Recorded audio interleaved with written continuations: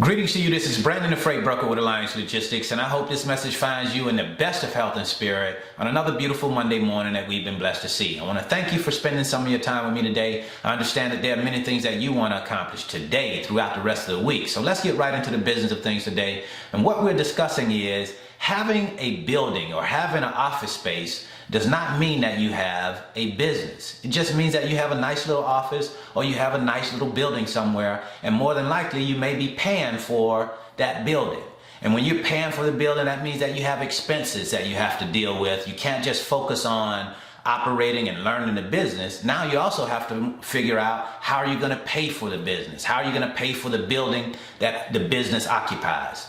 So that puts some additional weight on your shoulders. If you want to do that, if that's something that you plan for, go for it. I personally like the work from home business because when I pay my mortgage, I'm paying for my office space. But again, it's just an office space until we can turn it into a business. What is a business? A business is an entity that has a product or service that it offers to customers in exchange for money. So if you have a product or service and you're exchanging those products and services with your customers in exchange for money, then you have a business. But until we get it to that point, we simply have a startup that we're moving toward a business.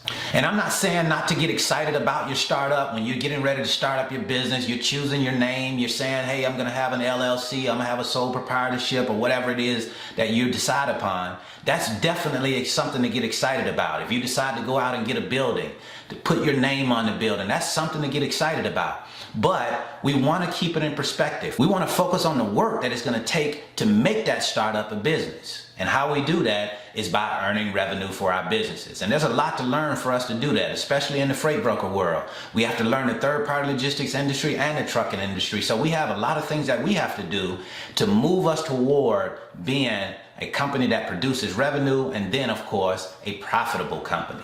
So that's what I wanted to share with you today. I hope that this was helpful. If you're interested in taking a look at starting a work from home business, I've placed a link within the description box. It is a webinar that gives you a detailed look into the freight broker opportunity and our training program and how we can help you get started. Also, I want to share with you a new book that I picked up. It's a book called Mindset. A mentor of mine that I follow on LinkedIn, Paul Carrick Brunson, recommended this book. I am so looking forward to it. If you want to pick it up, it's called Mindset, The New Psychology of Success by Carol Dweck.